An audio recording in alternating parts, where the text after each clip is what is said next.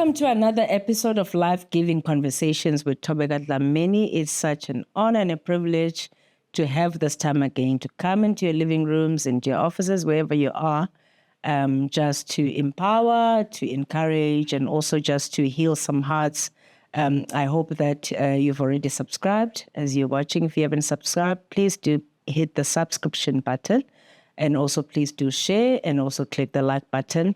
I believe that this information will be beneficial to many, many people out there who are in the same context, undergoing the same challenges and maybe facing the same hurdles, that there is hope and that there is a way forward. So today, we're going to be zooming in on the topic of you never know who you're raising in your house, and obviously under the umbrella of single mothers that are raising children.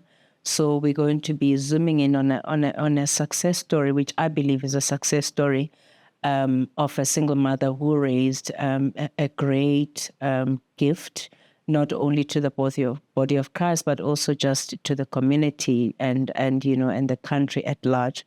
And so this particular day, I want us to just have a success story and to encourage any single mother who's out there. It could be because you're widowed, it could be because you're divorced, whatever the circumstances. If you're raising children single-handedly, I think this is something that will inspire you, that you never know who God is raising under your care. And so that assignment should not be taken lightly, and that assignment is of utmost importance. So today, on the studio, I've got Pastor Busi Lukhele. Welcome. Thank you so much. It's such an honor to have you. I know you're quite busy, but we're really honored that you made the time to come through and just speak life into people's lives and just to encourage them. You know, sometimes when a person is in a situation, they think they're the only ones that are in that situation, until you hear of a story that somebody was in the exact same situation and they made it, they overcame. And so today I'm just going to allow you to just unpack a little bit about yourself and also, inspire somebody out there in, obviously with reference to some of, the things that you have undergone. So before we get into your story, I just want to understand, who is Busi? What is she busy with? It could be your expertise or your grace, whichever you choose. Just unpack who you are for us. Okay, greetings, everybody. I'm so excited to be here today. Thank you so much for actually making time to ensure that I come today. And thank you for entrusting me with your channel, of which I believe is actually very much awesome and very needed by all of us, Well, who is Busi? Busi is, I'm someone who actually grew up in Davidton. Okay. So I've got my own humble, beginnings. Beginnings, yes. And I'm very much inspired by where I grew up, the people that I grew up with. And as well as I'm excited to see what God is actually doing currently in my life. So I'm a young girl who's very passionate about women empowerment. Yeah. And also I am very much into leadership and youth development. I'm also, a Christian who actually lives with godly principles. Amen. So, and I always, wherever I go to, say that you will know them by their fruits. By their fruits. That's your favorite line. That's my favorite line. Not by their credentials, but by their fruits. Not by credentials, because, that you can have credentials, but not be productive at all. Yeah. So, but in terms of education, I have studied and I've got a master's degree currently. Yeah. Master's in business administration. Amazing. That I actually just completed by the grace of God because, I believe in education. Yeah. Because education can transform how you think, how you do things, and how you live your life. Yeah. And in actual fact, I also believe that young people should actually try by all means. Doesn't matter, The background. where you come from, and the people that raised you. Whatever opportunity that you get, I believe people should actually empower themselves to make sure that they study to show themselves approved. So with that, I have a foundation. Okay.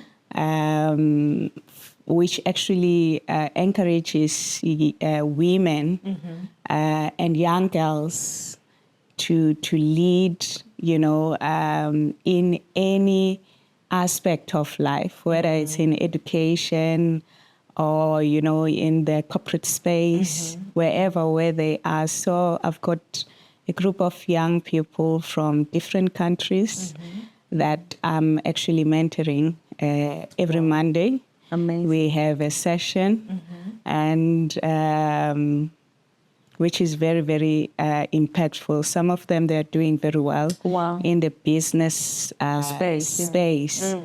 And so I do that, and also I challenge them to study and to become the best that they can be. Yeah.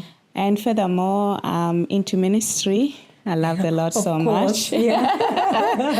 I'm into ministry and very, very much into the things of God. And I believe that I'm one of the young people that God is actually raising, especially in this season. So, yeah. It's exciting to see. Thank you. Thank you so much. Very exciting to see. Thank you. So, Pastor Busi, I want us, I want you just to take us through your childhood. Maybe just tell us about your family background, how your setup was, maybe include siblings, and just tell us your family setup as a whole initially. Okay, that's interesting. Well, I was born in Wheatbank, but I grew up in Davidton.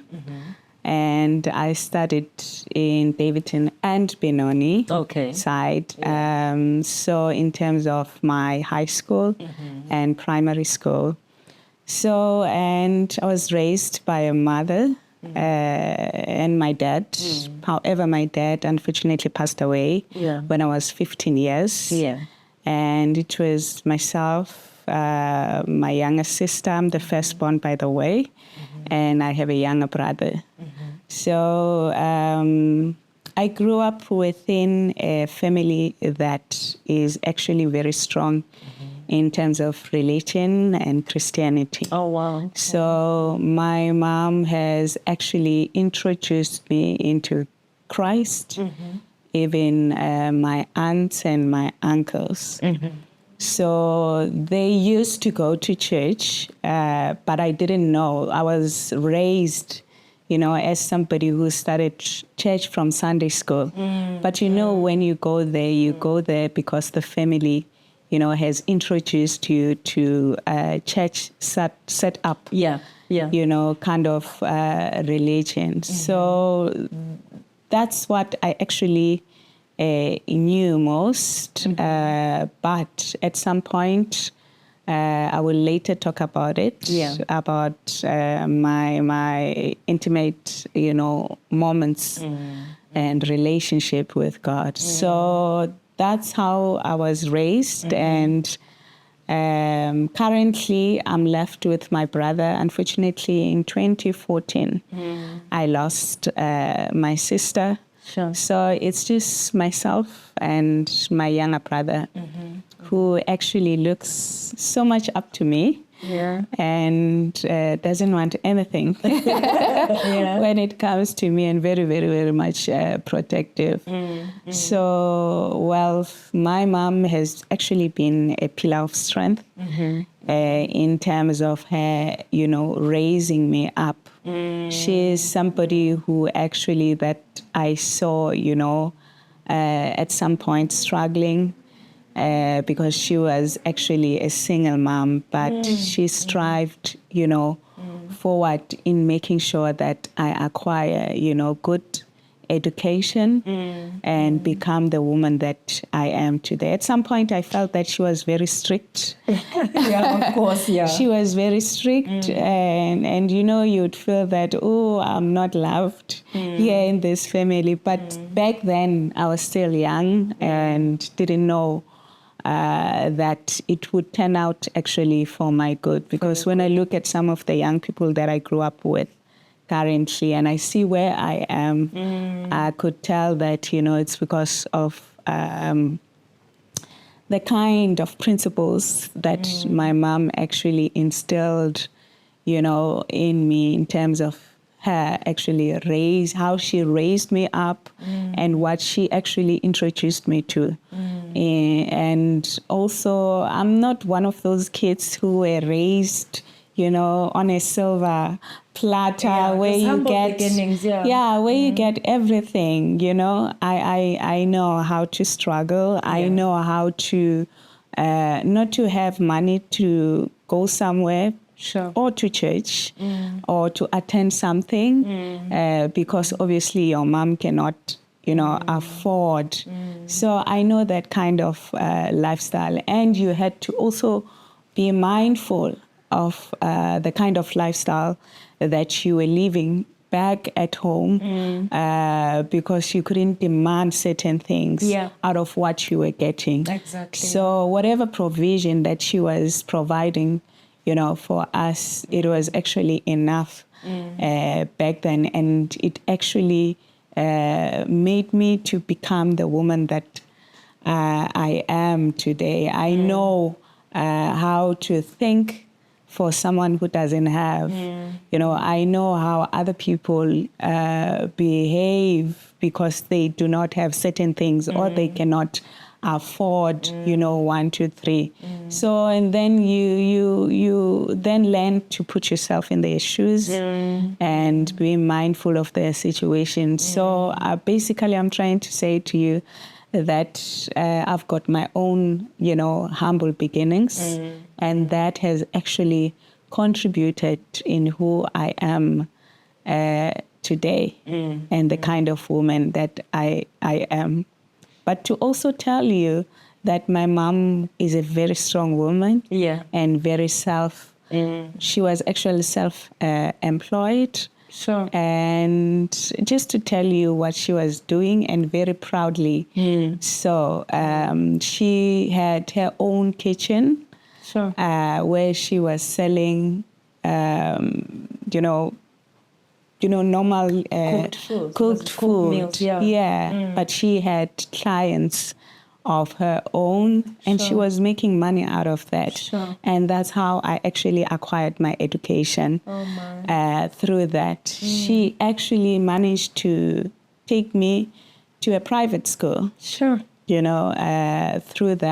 The amount from the business. With that money. So she would have a particular money that she would have to save, on monthly basis, so that she can actually take me to school. Not me only, but also my late sister and my younger brother.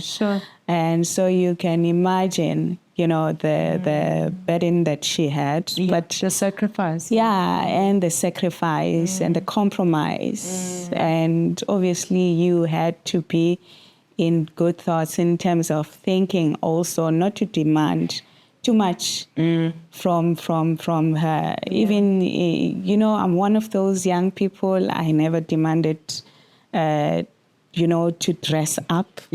But I was looking beautiful and clean. With arty clothes, right? Of which I still wear them even right now. You just need to have that beautiful choice in terms of shooting. You're not really into the flashy stuff. Yeah. You're still more on the simple side. Exactly. So, so that's how I was raised. And here I am today. And me being able to afford certain things, that does not mean, I can just use money anyway or anyhow. Because I know that there are things which are a priority. Yeah. And some they are not. So it's basically because of how I was raised and the principles that were actually instilled on me. That's amazing. I just wanted us to zoom in a little bit on your mom's parenting style, because I find that a lot when a woman has to be left alone to tend to the young ones, there's so much of emotional backlog. Whether it was a divorce or whether the spouse passed on or the partner disappeared. There's always some kind of emotional residue.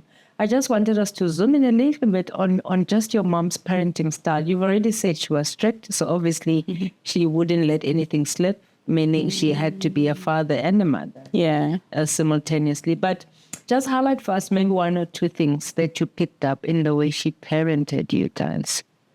Okay, my mom actually, I think the most biggest thing that she did was to introduce me to Christ. Amazing, yeah. I think that actually channeled me into becoming the woman that I am today, because, you grow up in church and you see your family praying, you see them loving God, but they can do it up until a certain stage. So I look at my life and I look at that, and I think that's actually one of the biggest contributions that she has done into my life, which has actually led me into having my intimate relationship with God, where I actually got to know who God is on a personal level, not as a God who is being introduced to you by a family. So that has been actually so wonderful in my life, and it has had a great impact on me, not only in my life alone, but also within our family. And also discipline. My mom is somebody who's very, very much disciplined. We had to clean, we had to do household work, and she taught us how to cook. These are some of the things, or basic things that some of our young girls can't actually do, and they struggle when they enter into a stage of marriage and stuff like that, of which you have to practice that when you own your own house. I know that the things have changed and you get a cook, and you are able to get a helper and stuff like that. But as a woman or as a young girl, I think, especially if you're African, it's one of the key things that one should actually be able to do. So I think she taught us, those things. It was not easy at times. One of the things that I actually hated to do was to wash the dishes that she was using, to cook For the whole community. So we had to assist and be do part that of the and be part of the process.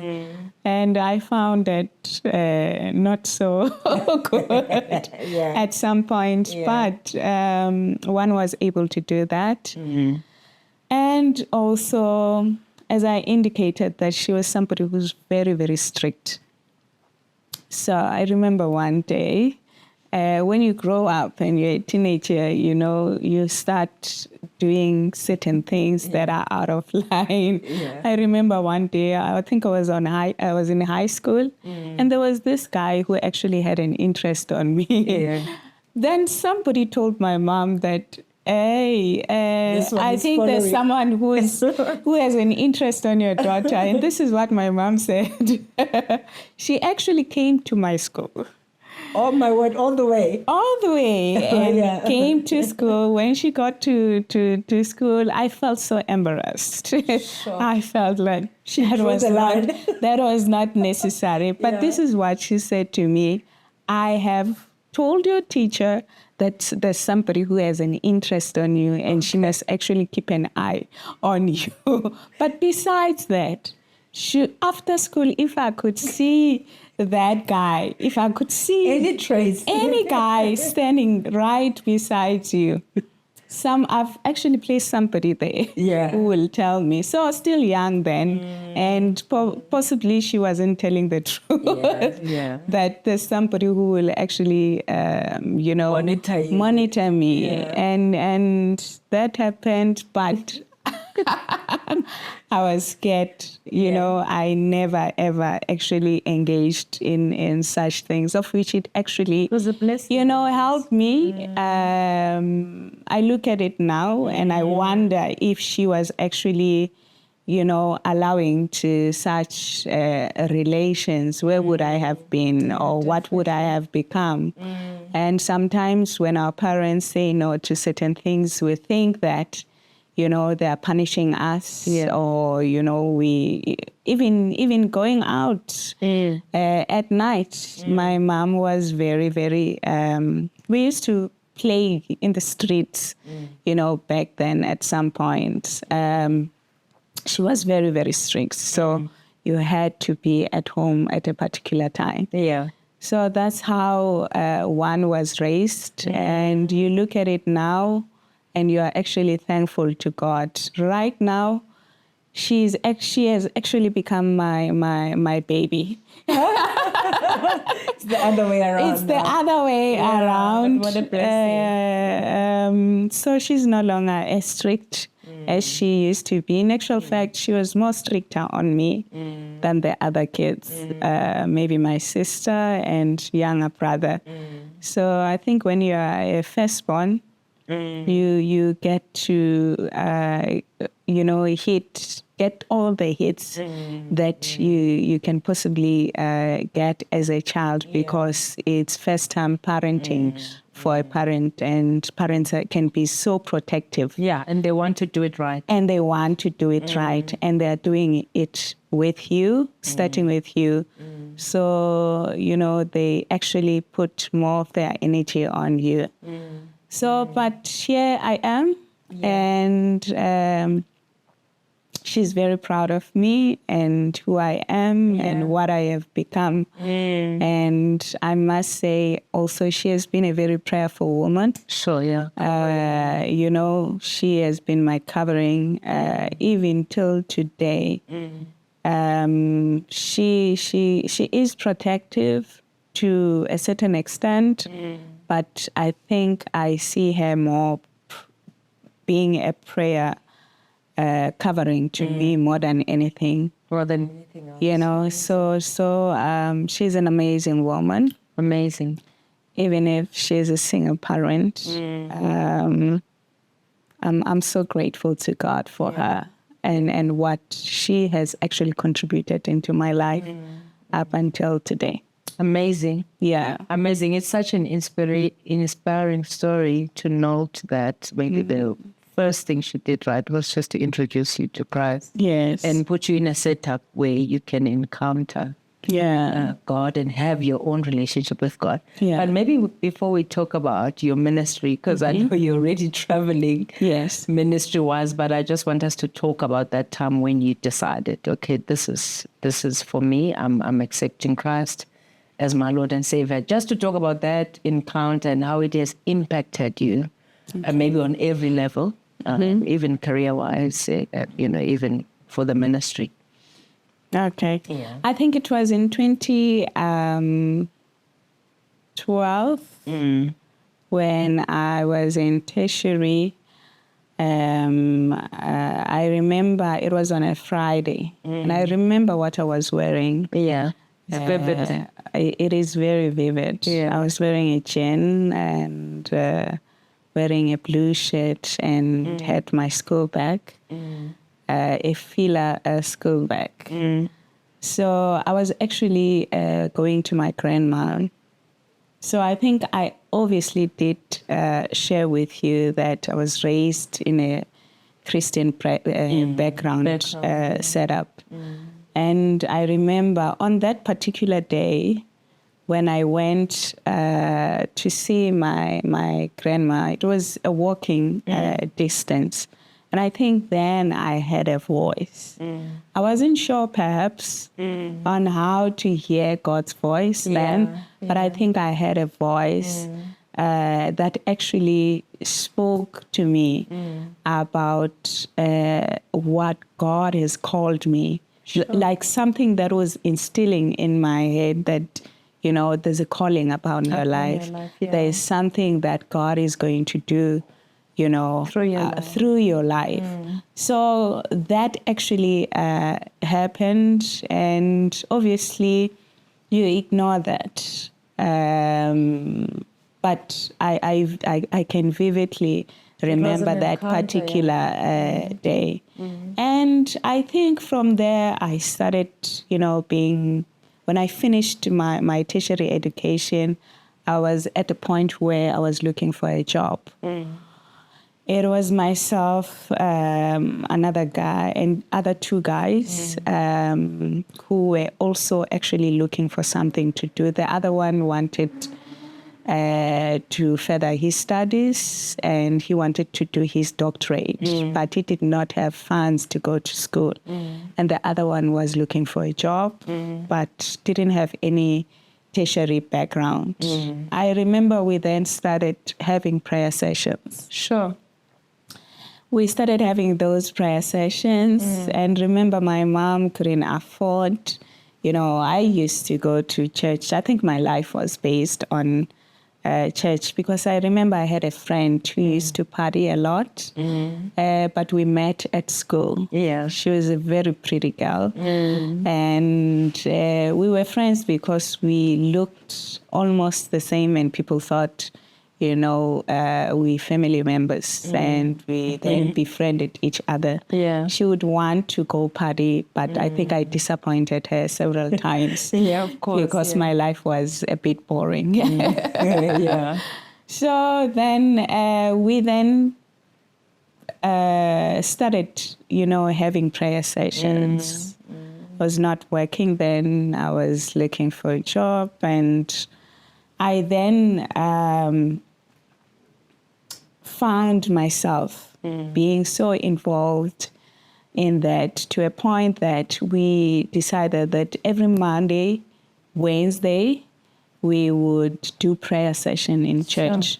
Wow. And Focused. we committed ourselves, you know, to those prayer sessions. So we used to walk and go there and pray every Mondays and Wednesday. And we saw the move of God in church.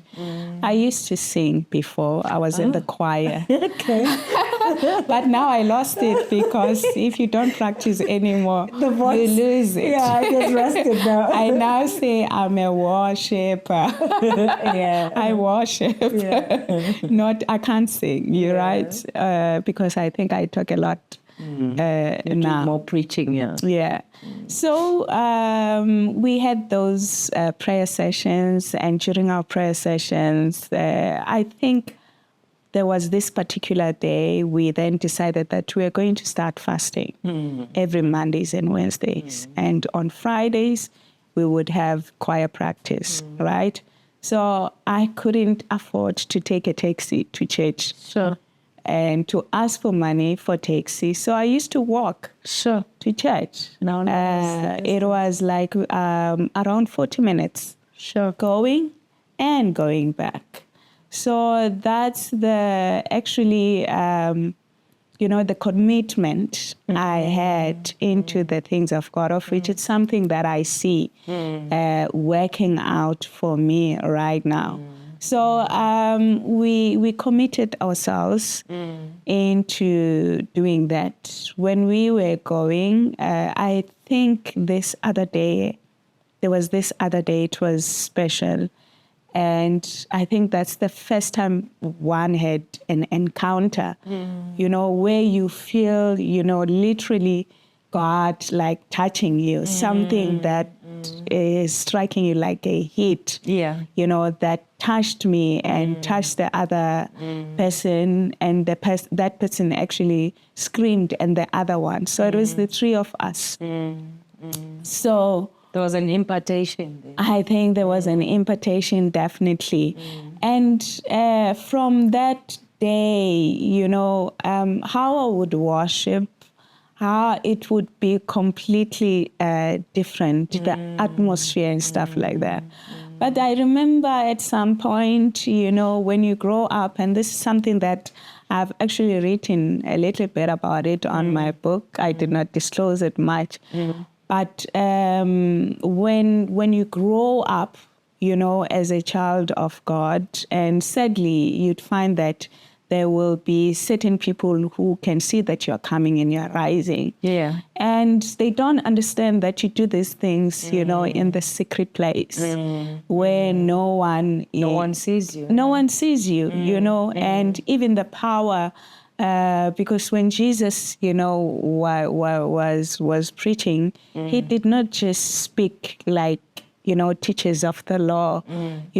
He would teach with power and so much authority. And I think that's when God started, actually investing that, in me. Where I would go, I would, speak with so much power and authority, and I did not understand where that was coming from. But later on, I understood that when you dwell in the secret place of the Most High, His presence will definitely inhabit in your body. So that's actually what transpired, and I found myself doing that. And I remember at some point there are people who actually notice that you're coming up, and when you're coming up, and back then we used to have time for testimony. Skatsopfagas,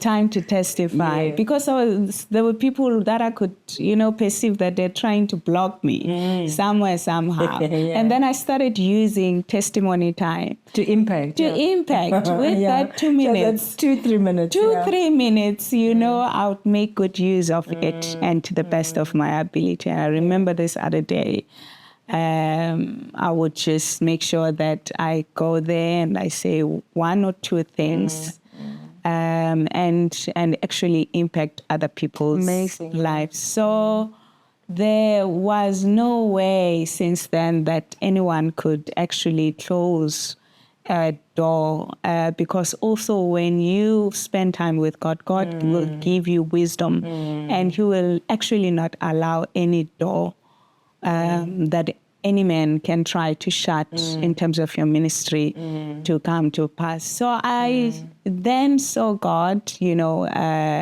actually moving me from one glory to another. I actually, at some point, I then went to Oasis of Life Family Church, where I served, and in serving there, I also saw God doing something great, in my life, and in terms of how you live, how you spend your life. But I was actually brought up in Baptist church, so there is that foundation, that I actually,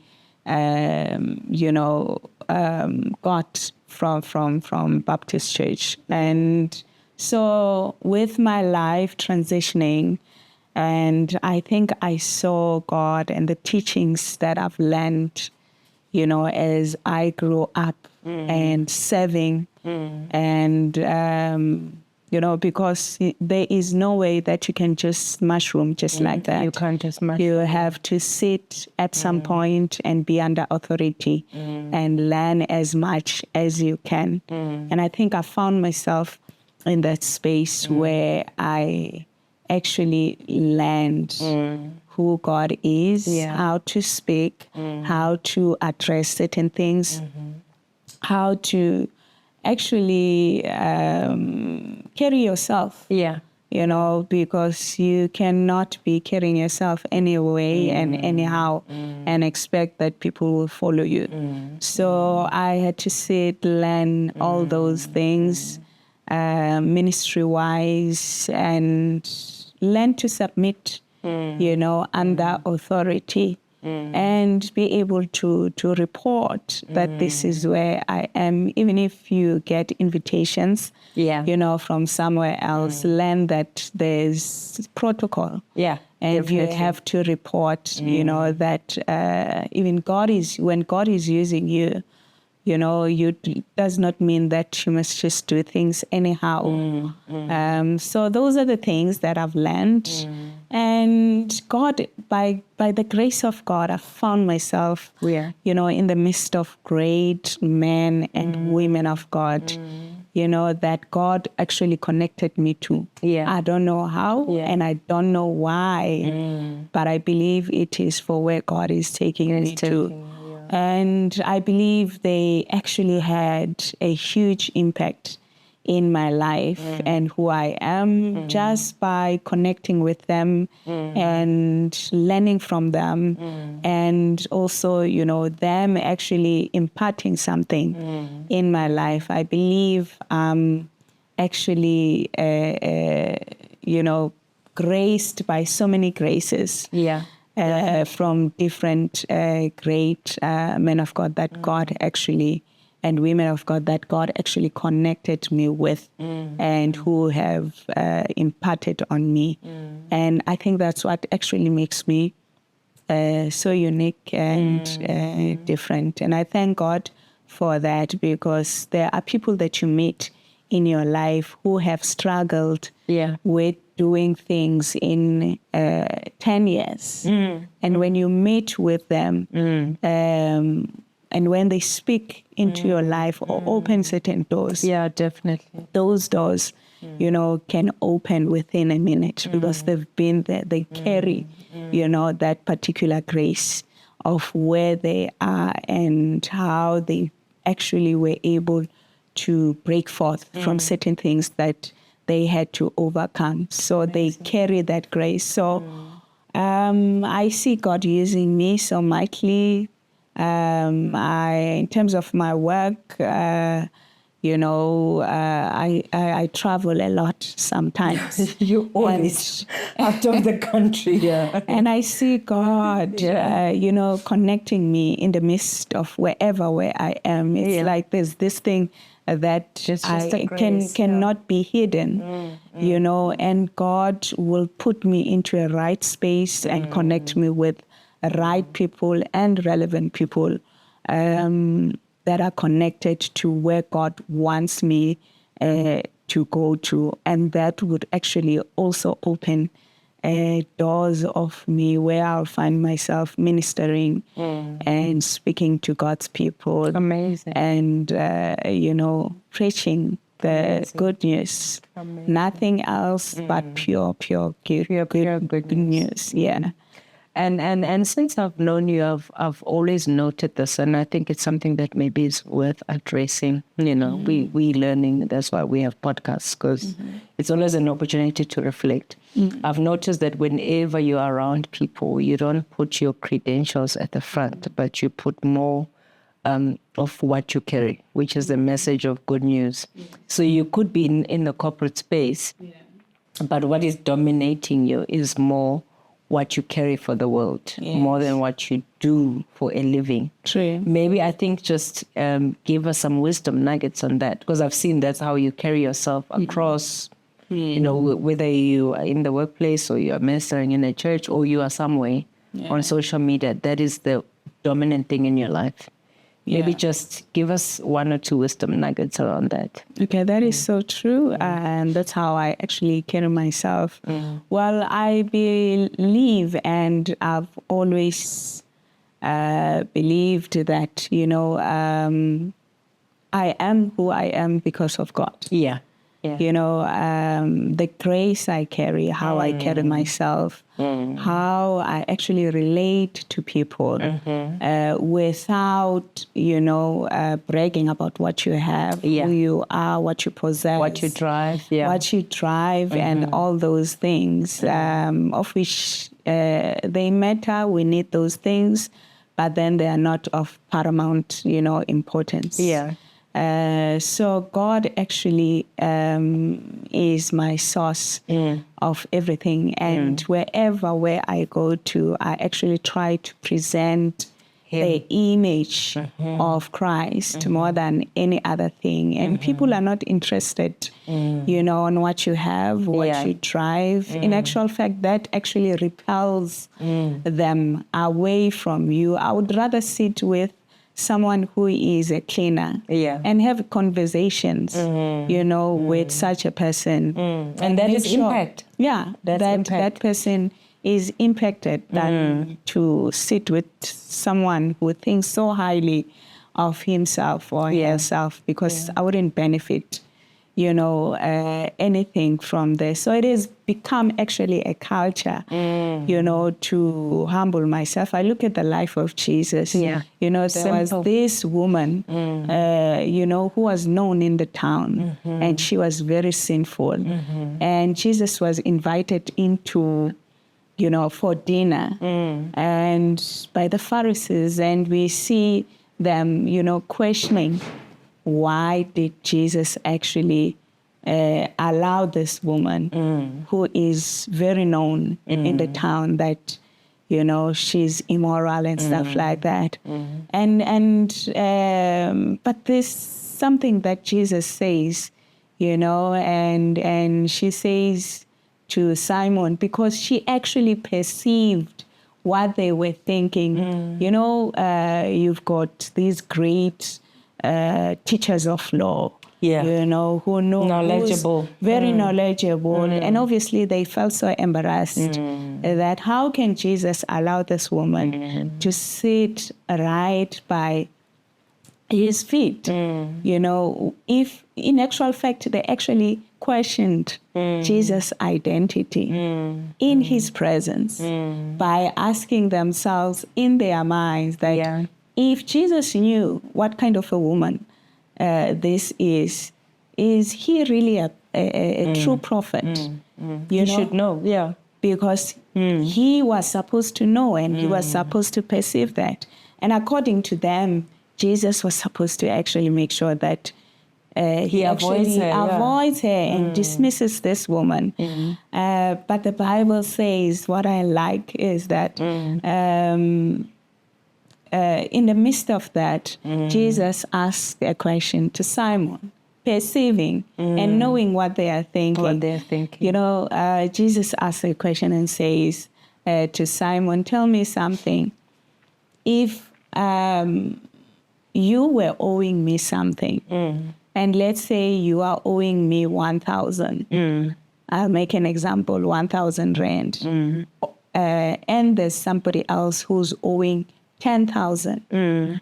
Who do you think will actually be more excited when I say, don't worry, you don't have to give me that money anymore? And Simon answers and say, in actual fact, it's the one who owes you more, who owes you 10,000. So, and Jesus says, you have answered very well. So leave this woman alone. And this is what actually struck me, that Jesus says to them, since I came here, my feet were so full of dust. You couldn't even bring a bowl of water in order for me to wash my feet. But since I've been here, this woman has been sitting right here, right on my feet. And, she's been pouring, her tears right in my foot. And she also brought a jar of alabaster oil, which was an very, very expensive perfume. And she says, and she's been crying, and she even used her hair to wipe my feet. And remember, the hair of a woman, they represent her glory. Yeah. So she was humble enough to even use her hair, to wipe my feet. And Jesus also continues and says, I even came here, and when I got here, you couldn't even kiss me, even on my forehead. But this woman, since I entered here, she has been kissing my foot. And remember, a kiss, is actually a sign of intimacy. So there are people that we meet, and or we go to church sometimes, but the real essence of going there has been lost by us, and we want to be seen, we want to be known, and whilst there are people who go to church or who go into certain spaces, and it's not about them. It's about them having an encounter. It's about them, experiencing that moment with someone who can speak life, to them. It's, a church can be like a hospital, even in the corporate space. There are people who are very smart, intelligent, but they are lacking wisdom.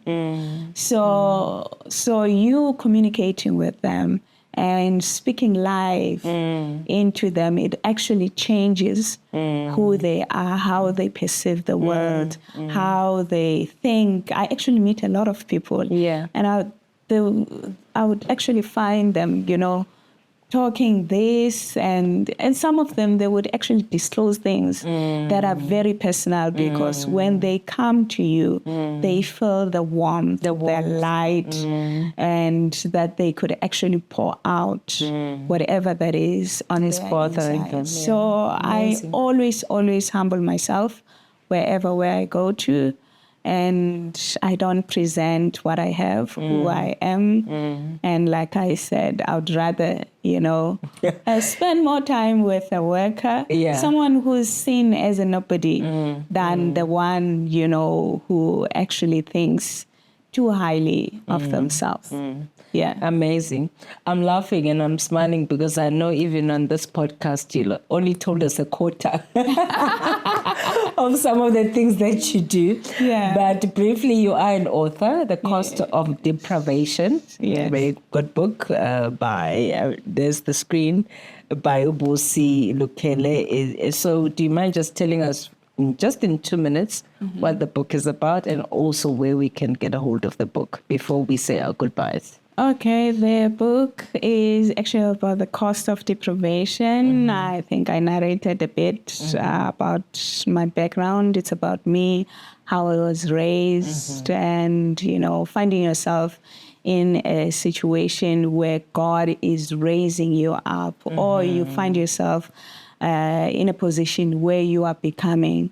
But in your becoming, then you find people who actually get so intimidated by you, instead of them holding you by your hand and taking you where God wants you to go. Amazing. So it's like when Mary met with Elizabeth, Elizabeth was never intimidated by Mary.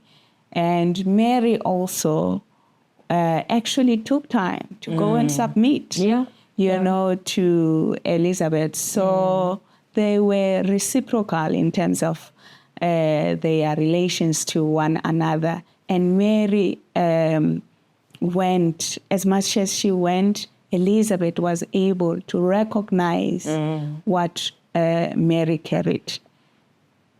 Although both of them were carrying great people, hence the child leaped, but the other one was able to recognize what the other one was carrying.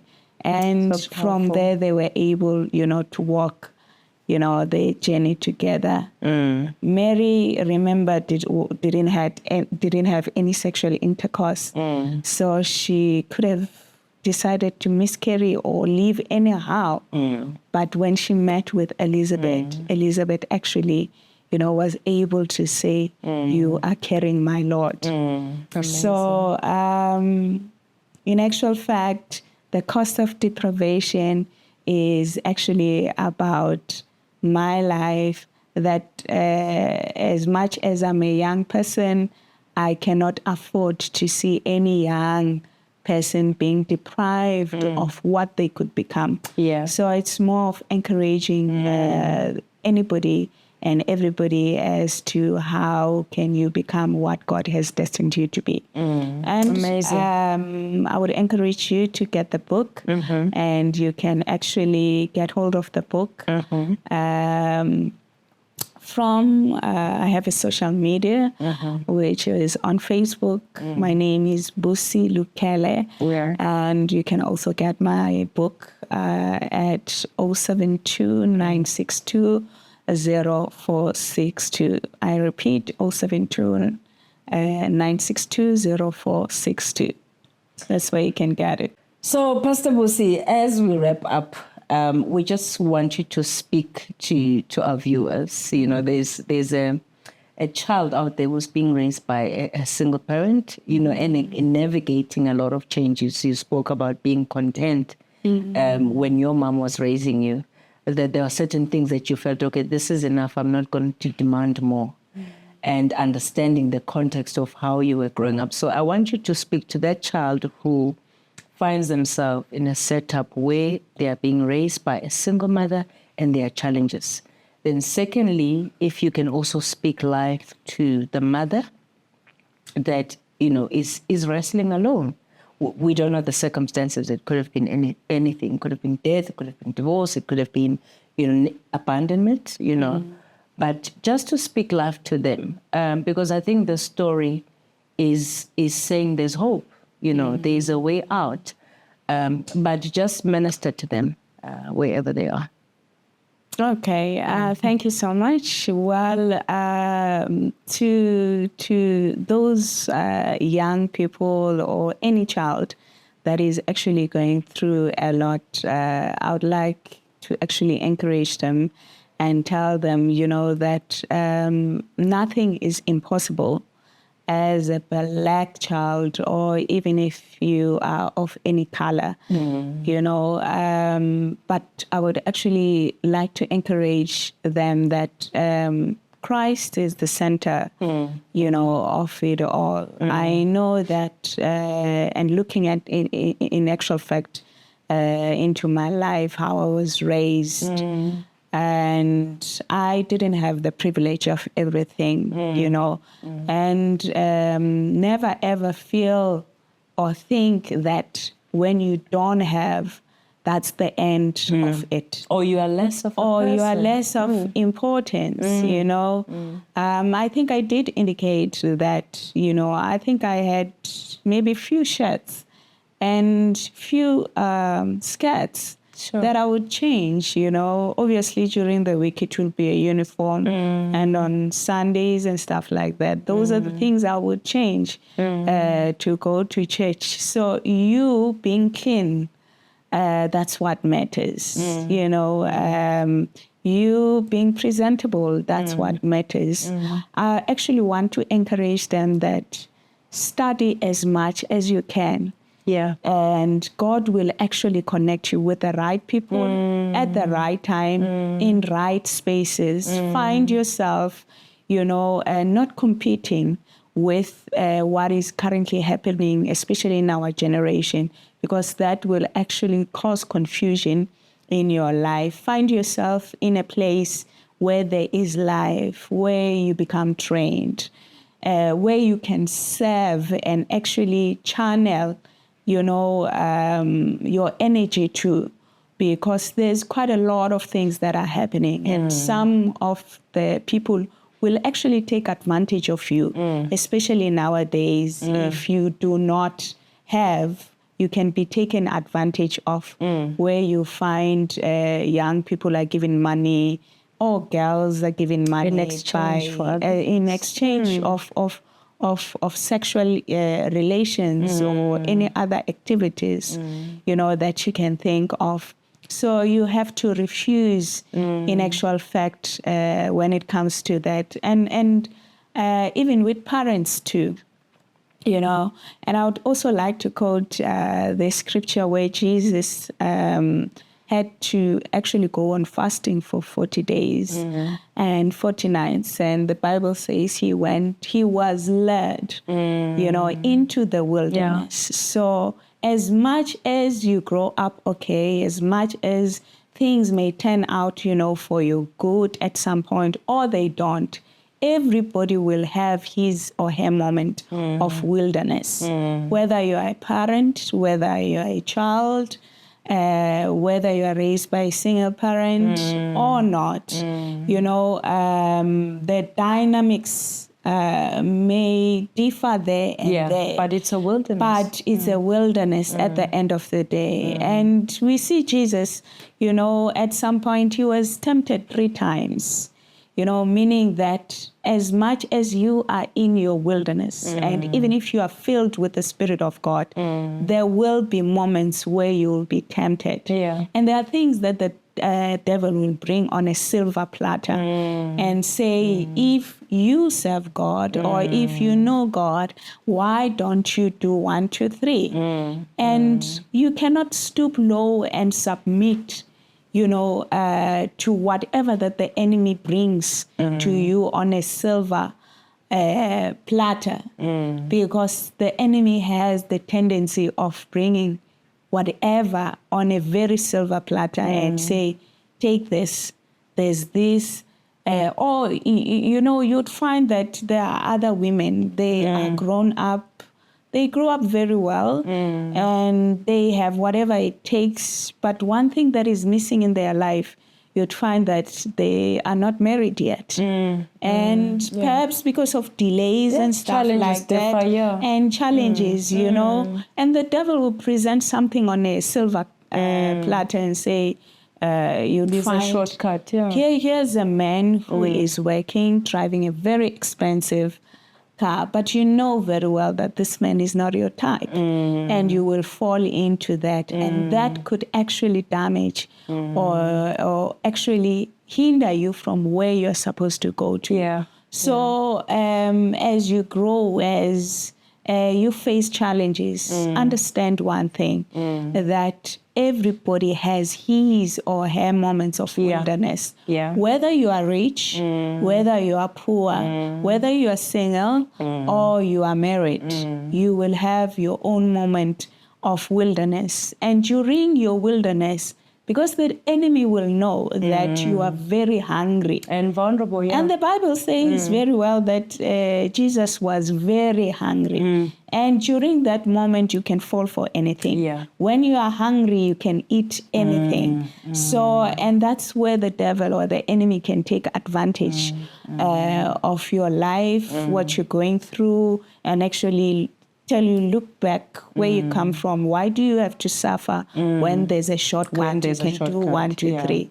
So never settle for less. Always understand who you are. Understand what God has called you to do, what you are destined for. And never say yes to anything that the enemy presents that looks, you know, good or looks amazing, that will actually make you to want to do things in a shortcut manner, because that will obviously not last. And at some point, Jesus had to say, get thee behind me, Satan, because as much as you are living and you're going through challenges, the enemy will always persist and bring this and this and that. And bringing that, if you don't fall, there is a moment where you have to say, get thee behind me. And that's when he will leave, and you would have conquered that and find yourself in another chapter of life where you will have encounters and be able to heal certain people. Amazing. Because it will be a different realm and a different dimension that you would have entered into, or a different season. So everything and anything in this life does not come easy. And I pray that in whatever situation or circumstances that you're going through, understand that there is a God who is able to do exceedingly above all that we can ask or ever imagine. And I would like to encourage those people that with God, nothing is actually impossible. And you can live, you can survive. And with whatever little means that you have, you don't have to sell yourself. Whatever is within your power to do. Yeah. Whatever which is within your power, you can be able to live and survive out of it. I mean, if my mother was able to make sure that I study and I'm able to live within her means, of whatever that she could afford. So why not? You can still be able to take your children to school, even if you are single. You don't have to get money somewhere else in a wrong way or in a wrong manner. And even with the children or young people, you can still survive with what you have. So be content. Love yourself and love who you are and what God has made you to be, and love your process. Yeah. Because there's very beauty, there's beauty in whatever that you are going through. And God has entrusted you with your situation so that tomorrow you may be able to tell your story. And God does not want us, to glorify ourselves, but anything that he takes us through, it is for his glory and to glorify him. So your story is there for you and specially designed for you so that tomorrow you can present it to the people that God has entrusted you with. Thank you. I love the approach. It's so powerful, the approach of that answer, because basically you're just summarizing that. Yeah. Whether you're single, whether you're married, whether you have children, whether you don't have children, all of us will have a wilderness experience. And it just matters that we remain focused in that wilderness, that we do not exchange our birthright, that we do not leave our post, and that we be consistent in doing what we can. Yes, and what you do then matters. What you do then matters. What a powerful conversation. Pastor Busi, thank you so much. Thank you so much. That was so empowering. And so to all the families out there, especially those that mothers that are raising children alone, and the children are complaining and comparing their family to other families, I hope this will do its bit in assisting to say that in every wilderness there would always be a deadline, or let me say an expiry date for every wilderness, but it matters how we conduct ourselves during that wilderness. And in the story that we've heard today, so in the toughest time of their lives, one of the things that Busi's mother did was to take her to church, take her to the presence of God, take her to a place where she can have an encounter and have a relationship by herself with God, and which has resulted in many other avenues opening up for her in her career, in her ministry, and so forth. So I hope you really enjoyed the session. I hope it healed your heart. I hope it encouraged you. Till we meet again next time. Bye.